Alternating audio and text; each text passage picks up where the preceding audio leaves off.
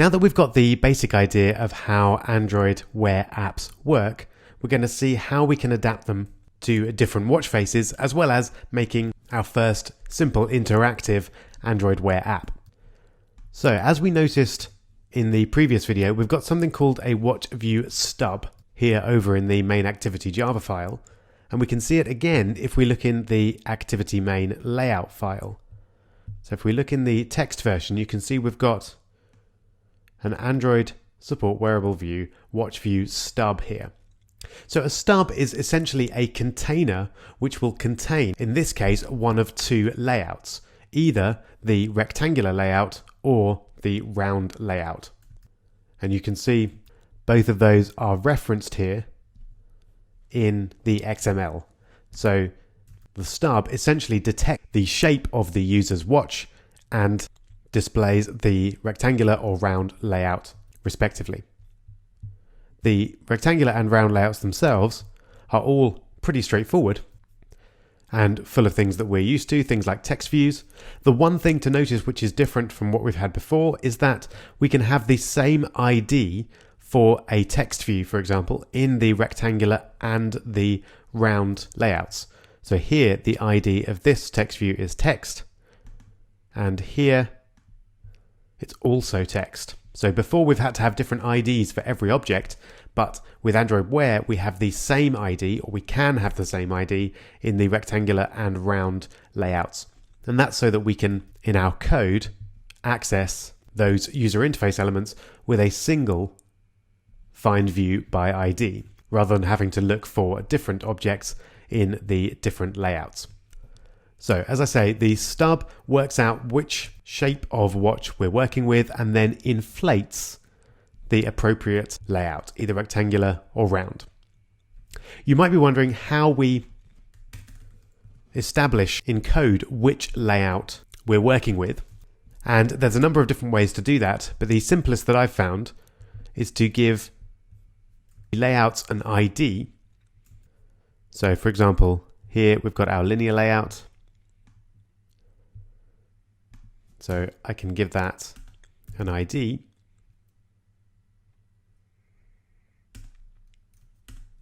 Of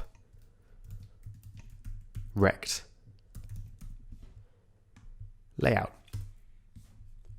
Then with the round activity, I could give that an ID of round layout. Then once we've done that, we can detect which layout is in use by looking for example, find view by ID, r.id.rect layout, and if that's not null, then that means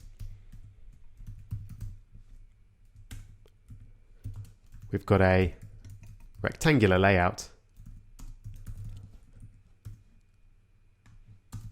and if it is, then we've got a round layout with a T on the end. So let's just give that a quick try.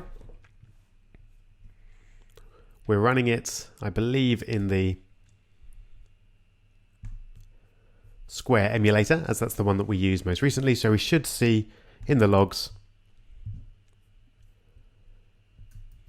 rectangular layout when it launches. And there we go, just scrolling up there you can see rectangular layout. Super.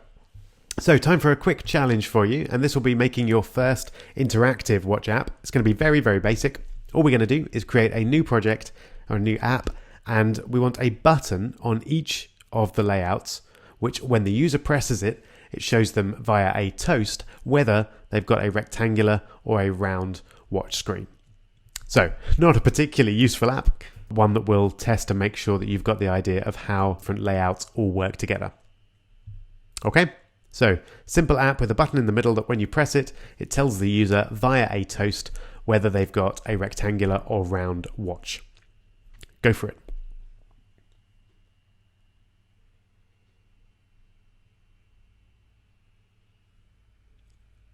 All right, hope that went well.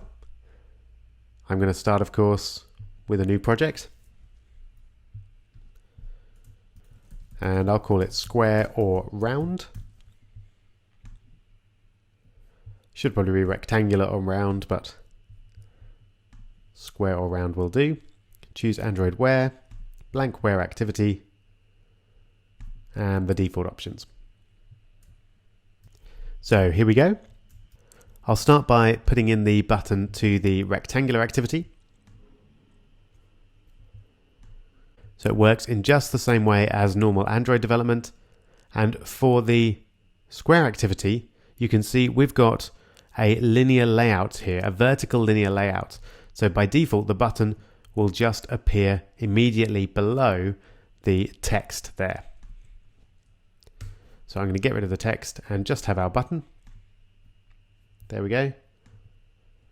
And because it's the only interface element we're going to have, I'll call it button.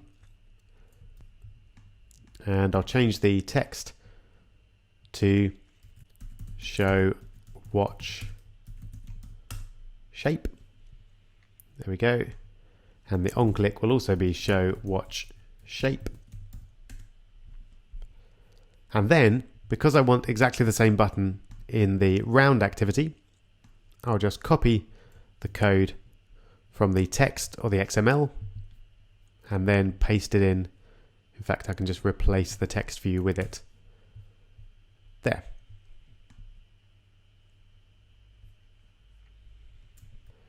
There we go. What I might do this time though is drag it to the center so that it's completely centered in the round watch. All right, now just time to write a little bit of code. So the button had an on-click of show watch shape. I'm going to get rid of the text view now, as we're not using that anymore. And then we'll create our method show watch shape,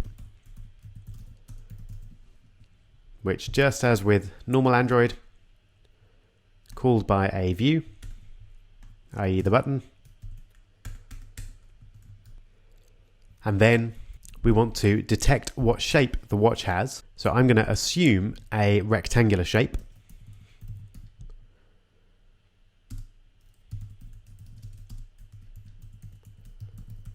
So my message by default is going to be rectangular. And then I'm going to go to the round activity, give the relative layout there an ID of round layout, and then we're going to look for the existence of the round layout. So if find view by ID r.id.round layout is not null, then we'll change message to round, and then either way we'll toast. So create a new toast in exactly the same way as with normal Android with the message. There we go. Simple as that. Let's give it a go. We'll start on the round device. See if it gets it right. And there we go. So let's tap the show what shape button and you can see we've got round appearing there. That all looks as desired.